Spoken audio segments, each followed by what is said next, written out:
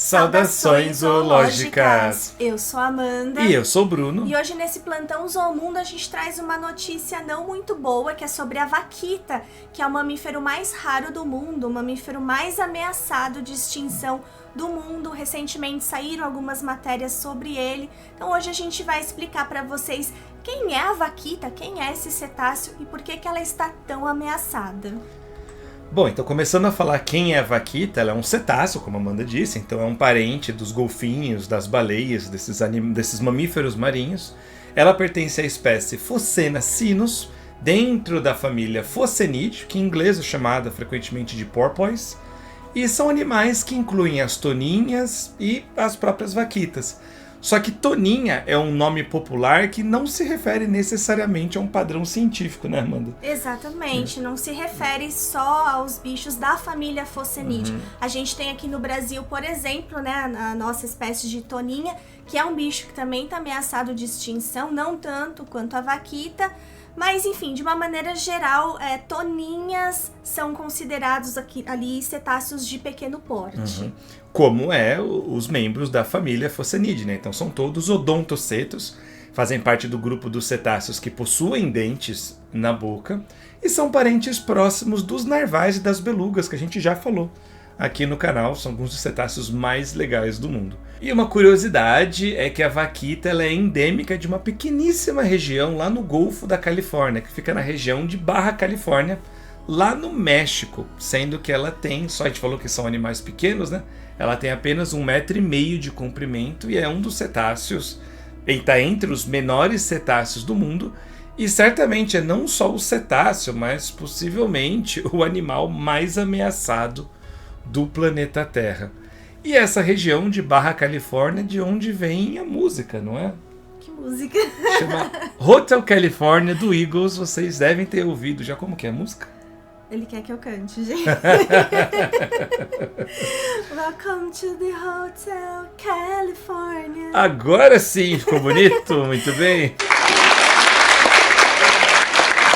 Pois é, pra quem se lembra, né, uma música que se passa em Baja Califórnia, que não é na Califórnia, Estados Unidos, e sim em Baja Califórnia, no México. Mas voltando a falar da vaquita, né, que é o que importa, uma coisa que chama atenção nesses bichos é o focinho deles. Olha só como a vaquita tem o focinho bem achatado, né, não tem aquele rosto alongado que é comum de muitas espécies de cetáceos. Lembra mais uma beluga mesmo, né? Lembra mesmo. Bem a beluga. Lembra mesmo. Por que ela tá tão ameaçada, né? Vamos ao X da questão. Bom, as vaquitas são animais marinhos bem costeiros, né? Que vivem bem próximos à costa. Então, elas sofrem bastante com os efeitos da poluição marinha e costeira, principalmente a questão dos agrotóxicos, né, utilizados ali na agricultura, que vão parar nos corpos d'água, então elas acabam se intoxicando com isso também. Mas, além disso, tem um outro fator que é muito pior ainda, que é a captura acidental em redes de pesca, que são redirecionados para alguns recursos pesqueiros, principalmente camarões, e de um peixe que também ocorre só nessa região, chamado de totoaba. Lembrando que essa pesca da totoaba é uma pesca ilegal, ou seja, é proibido, mas mesmo assim ela ainda ocorre, acaba prejudicando não só, né, a espécie totoaba, mas também a vaquita, que fica ali presa na rede de pesca e morre, né, porque não consegue subir para respirar. A gente vai falar mais da totoaba daqui a pouco, porque tem uma história assustadora por trás dela. Mas só para vocês terem uma ideia de por que a vaquita a gente pode considerar como o mamífero mais raro do mundo. Em 1983 foi onde ela foi descrita pela primeira vez, ou seja, a primeira vez que esse animal foi reconhecido como uma espécie nova. Falou, olha só, esse bicho aqui é uma espécie nova, diferente de todos os outros cetáceos. Em 1997 foi feita a primeira estimativa de quantos indivíduos será que existem no mundo de vaquitas. E a primeira estimativa já foi criticamente baixa, que foi de apenas 567 indivíduos no planeta todo. Gente, isso é uma população muito baixa, Sim. muito pequena, bem abaixo daquilo que em ecologia a gente chama de PMV, população mínima viável. As espécies precisam de um número mínimo de populações, de indivíduos, para que essas populações não acabem tendo que se intercruzar, cruzar parentes muito próximos entre si, para dar mais diversidade genética, para que elas sejam mais resistentes. De repente vem uma doença, alguma coisa, mata um monte, mas ainda tem bastante para continuar com a espécie. Tanto que foi a partir desse primeiro estudo, né, que o bicho já entrou na lista vermelha, né, da IUCN, que é a União Internacional para a Conservação da Natureza, classificando ele como criticamente ameaçado, que é a pior categoria de risco de extinção.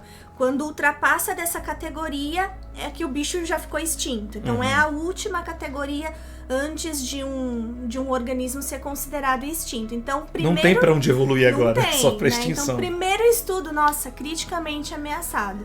Mas depois disso a coisa só degringolou, né? mais ainda, né? Porque 10 anos depois, 10 anos, de 567 indivíduos, a população caiu para 150 indivíduos. É quase 4 vezes menos. E depois, mais 11 anos, ela caiu de 150 indivíduos para 20 indivíduos. E neste ano, né, na estimativa mais recente, perdemos mais metade da população que existe de vaquitas. A estimativa é de que existam apenas 10 indivíduos dessa espécie no planeta Terra. Gente, esse é um número ridiculamente baixo. É tão baixo que a gente estava até conversando agora há pouco sobre... Tem poucas esperanças que a gente consiga reverter esse quadro. São pouquíssimos indivíduos para você poder garantir a sustentabilidade de uma espécie. E um dos motivos também que torna a vaquita tão ameaçada é uma taxa reprodutiva muito baixa. Esse animal combina duas coisas que tornam muitos animais ameaçados, que é uma reprodução lenta. A gestação dura quase 1 ano, né? Você comentou? Sim. E são poucos filhotes, além de demorar muito para se reproduzir. Quando consegue, a gestação é muito lenta e produzem poucos filhotes por ninhada, por assim dizer. Então, é muito, muito difícil que a gente consiga, infelizmente, recuperar esses animais. Mas aí, gente, a gente vai chamar atenção para o fato de uma das coisas que são apontadas como a principal causa da morte, né, das vaquitas, que é a pesca ilegal da totoaba. Então, quem é a totoaba? É um peixe da família Cyanide, que é a família que inclui as pescadas, a corvina, né, pescada branca, pescada amarela. Enfim, quem consome esse tipo de peixe deve aqui no conhecer, Brasil é muito consumido, comum, né? Muito consumido, né? Então é uma família que tem um grande interesse pesqueiro. Só que a totoaba é uma espécie bem grande, tá? Pode chegar até 2 metros de comprimento, pesar até 100 quilos. É um bicho imenso.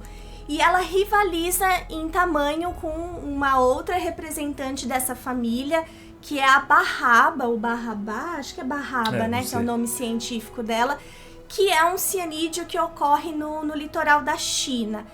A totoaba, ela está ameaçada de extinção na categoria vulnerável e a barraba está ameaçada de extinção na categoria de criticamente ameaçada, que é pior, né? Que é o estado que a vaquita também está. E por que essas duas espécies estão tão ameaçadas, né? Será que não existem outros recursos pesqueiros que poderiam ser utilizados no local e tudo mais? Tem, mas acontece que elas têm uma peculiaridade que faz com que elas sejam muito pescadas. As duas espécies são protegidas por legislações. No caso da totoaba, que só ocorre ali também no Golfo da Califórnia, ela é uma espécie protegida desde 1975. Só que ocorre uma forte pesca ilegal dela desde mais ou menos 2010. Então vamos entender por que essas espécies são tão pescadas. Pois é, só para vocês terem uma ideia da problemática envolvida com a totoaba, ela é chamada popularmente de cocaína do mar, porque ela envolve tanto um caráter ilegal da pesca como um caráter absurdamente lucrativo. Existe muito interesse, não é no peixe em si, sim em uma parte específica do peixe, que é a bexiga natatória. Aqui a gente tem uma imagem com várias bexigas natatórias de totoaba, para vocês verem que são estruturas muito grandes em si, já que é um animal grande. Os cenídeos, de uma maneira geral, né, tem bexigas natatórias bem grandes, né? E assim, se você não sabe o que é uma bexiga natatória, ela é um órgão hidrostático que muitos peixes têm, não são todos que têm, mas muitos têm, que é responsável por regular a flutuabilidade do peixe na coluna d'água.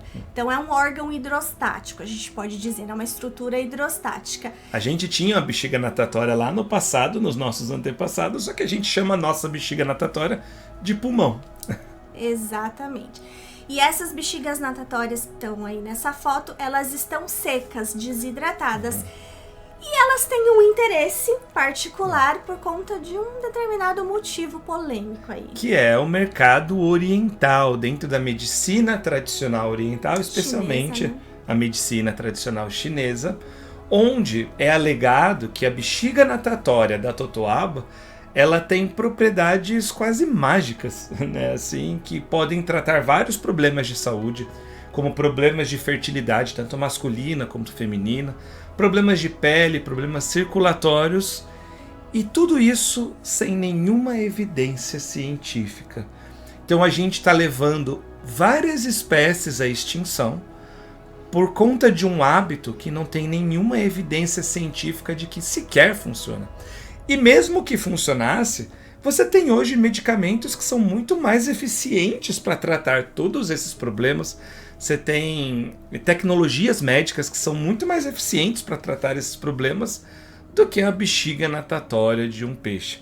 E só para vocês terem uma ideia, no mercado final, lá dentro do mercado negro asiático, especialmente o chinês, o quilo da bexiga natatória de totoaba chega a ser vendido por $85 mil o quilo. É uma coisa absurda, porque além dessas ditas propriedades mágicas, é uma questão de status também. Então as pessoas que conseguem adquirir esses produtos que são tão raros, são pessoas que acabam tendo um destaque social maior. E isso acontece também com a sopa de nadadeira de tubarão, que a gente já falou muito por aqui. Então, infelizmente, a gente tem esse mercado negro em cima da biodiversidade, né? Com essas alegações de poderes curativos, vamos assim dizer, que não tem nenhuma evidência científica. E é complicado, porque ao mesmo tempo é algo que é cultural, é algo que vem passado de geração em geração. Então, realmente é um problema muito difícil de ser tratado. O que acontece? Então tinha a barraba, que era aquele cianídeo lá do litoral chinês mesmo. Então o peixe foi quase que dizimado até ficar praticamente quase extinto, né? Criticamente ameaçado. E aí, então, esse mercado chinês precisou se voltar para uma outra espécie similar, que no caso é a totoaba, e a totoaba já está ficando em risco de extinção por conta disso. Ah, mas o que o governo mexicano faz? A espécie é protegida, por que ainda tem isso? Gente, é uma questão tão delicada que ela tem a participação do tráfico mexicano, dos cartéis mexicanos por trás disso, porque, como a gente falou, tudo isso é um mercado negro. E esse mercado negro, ele é liderado pelo cartel mexicano. Os famosos cartéis de cocaína do México, Sim. que trazem tanta violência para a região, que dominam parte do tráfico mundial de drogas. Pois é, por isso que os próprios traficantes chamam esse peixe, né, de cocaína do mar, porque é ilegal e é lucrativo. Então, esses peixes, eles são pescados pelos próprios traficantes ali, né, por esses intermediários, e aí vendem ali pro cartel, e do cartel aí vão ter os intermediários que vão fazer o contrabando pro mercado chinês. É todo um esquema, assim, super organizado. Então, assim, gente, se o governo não consegue nem controlar o tráfico de cocaína, quem dirá controlar, né, esse outro tráfico, ainda mais envolvendo aí outro país. Então, assim, é uma situação bem delicada. Então, assim, como a gente falou antes, a totoaba é protegida, é fiscalizada, a vaquita é protegida. Então, você tem uma área de exclusão de pesca, onde, em teoria, não pode ser pescado nada, né? Tem uma área protegida, mas infelizmente não dá para controlar essa pesca ilegal, essa pesca, né, da cocaína do mar. Infelizmente tem essa questão que é difícil resolver, né? E é muito doido, né? Porque é uma atividade tão lucrativa que um cartel de drogas tem interesse econômico nisso. Sim. Quando a gente fala em cartéis de drogas, a gente tá falando de atividades ilícitas que movimentam milhões de dólares, sei lá, por semana. Sim. Então, para eles terem interesse em outra atividade econômica, é que é quase tão lucrativo quanto o próprio tráfico de drogas. Então, isso é absurdo, né, de imaginar o que acontece. Sim, é muito triste, né? Porque tem algumas coisas que realmente são mais complicadas de resolver do que outras. Então, quando envolve um aspecto social, econômico, aí é difícil mesmo, né? É difícil, é. Bom, e possíveis soluções, além de tentar conter esse tráfico, né? Porque o nome disso é tráfico. Tem também a proposta de se retirar as vaquitas daquela região e levá-las para um santuário ou até mesmo para um cativeiro, tudo para conseguir salvar a espécie. Porque do jeito que tá, né, acabou, já era assim. Se continuar desse jeito, em 5 anos vão desaparecer por completo. É uma sentença de morte para a espécie, né? A gente não tá nem falando de indivíduo, de população, a gente tá falando de espécie. Então tentaram, nos últimos anos, capturar, né, duas vaquitas, só que não teve jeito, elas morreram. Uma morreu, a outra teve que ser solta. Então eles não conseguiram porque elas se estressam bastante com isso, né? Então é complicado, só tem 10. Aí vamos tentar pegar 2, 3, 4, aí morre tudo, né? Por conta de estresse. Então é um negócio difícil mesmo, É difícil. Né? A gente tava até conversando antes de gravar o vídeo aqui, de que, e se pegasse e levasse para outra região? Você vai levar para uma região que não tenha vaquita marinha e aí ela pode virar um problema, ela pode virar um animal invasor ali, ela pode não se adaptar porque é uma região com temperaturas, profundidades e espécies muito específicos ali daquele ponto. Mas se você não fizer nada, ela tá fadada ao desaparecimento. Se deixa acontecer naturalmente, ela vai morrer. E já era. Então a gente estava até falando, será que não vale a pena realmente continuar tentando trazer para o cativeiro? Ou talvez, pelo menos, capturar algumas, extrair alguns tecidos delas, bem de leve assim, para que a gente possa um dia desenvolver uma tecnologia e clonar esses animais para devolver para o seu ambiente natural. É uma situação difícil, assim. A gente não tem uma solução pronta para fazer. Porque é fácil, a solução vai lá, enfrenta o cartel mexicano de drogas, proíbe a pesca efetiva e beleza. Só que não é fácil fazer isso, né? Não é fácil, porque tem pessoas que estão dependendo indiretamente disso, né? Pescadores ali que não podem pescar na região legalmente, né? Porque é uma região ali protegida. Ao mesmo tempo tem essa possibilidade de ganhar um dinheirinho a mais com isso. Olha, é muito difícil, gente. E essa questão também do gerenciamento da pesca, gerenciamento costeiro, ela é muito importante. Eu, inclusive, tenho mestrado em pesca, né, pelo Instituto de Pesca de São Paulo, então eu vivenciei muito dessa questão também, trabalhei com a pesca do litoral sul de São Paulo. E existem aqui no Brasil, né, muitas medidas assim de gerenciamento. Então, por exemplo, tem a época do defeso, que é uma época em que é proibido pescar determinada espécie. Então, tem o defeso da sardinha, que dura de tal período a tal período. Nesse período não pode pescar. A gente, como consumidor, precisa ficar ligado nisso também, porque de repente, às vezes a gente está consumindo um recurso pesqueiro numa época em que é proibido ele ser pescado. Então, se a gente está consumindo, a gente tem a nossa parcela também de culpa e às vezes sem saber. Então, eu aconselho vocês a se ligarem mais nessas questões, né? Porque a gente tem ali algumas medidas que são muito importantes. Infelizmente, para Totoaba e para Vaquita, principalmente, a história é bem diferente. Só para finalizar, eu deixei ali uma fotinho de um post que eu fiz pro Peixe nas Redes, que é uma página do Instagram que eu faço parte também, onde a gente divulga só coisa de peixes. Atualmente é um projeto de extensão da UFRJ, então é bem bacana, deem uma conferida, a gente vai deixar o link na descrição. E para falar de uma coisa boa, né, agora que a gente já falou de tragédia, A gente queria comentar aqui uma oportunidade que, de repente, para quem é aqui de São Paulo, ou para quem vai estar aqui em São Paulo entre o final de agosto e o começo de setembro, uma oportunidade para conhecer a gente bater um papo, conversar um pouco, no maior evento de proteção dos oceanos da cidade de São Paulo, né? Que é o Ocean Week, que acontece todo ano. Antigamente era chamado de Marina Week, esse ano eles mudaram o nome para Ocean Week, que acontece lá no Memorial da América Latina, fica do lado do metrô Barra Funda, super tranquilo para chegar, pertinho do metrô, ali na região mais central de São Paulo. E esse é um evento que vai contar com a participação de vários institutos, várias fundações. A gente tem a Fundação Boticário, a gente tem o Greenpeace, tem o Sea Shepherd, tem universidades, tem o Instituto Oceanográfico da USP, que também está envolvido na organização. Inclusive, eu estarei lá em dupla função, porque eu estarei representando o Zoomundo e estarei também em alguns dias com a equipe do Deep Lab, que é o laboratório que eu faço parte lá no Instituto Oceanográfico da USP. Então, estaremos lá. Nós teremos o nosso stand do Zoomundo ali. E vai ser um stand que nós vamos dividir também com a Fundação Santo André, que é a universidade onde eu dou aula. Então eu também vou levar alguns alunos ali para ajudar a explicar. O que a gente vai ter lá? A gente vai levar algumas réplicas, alguns fósseis originais, alguns materiais da coleção lá da Fundação Santo André, para falar sobre o mar, para falar sobre como era a vida no oceano no passado.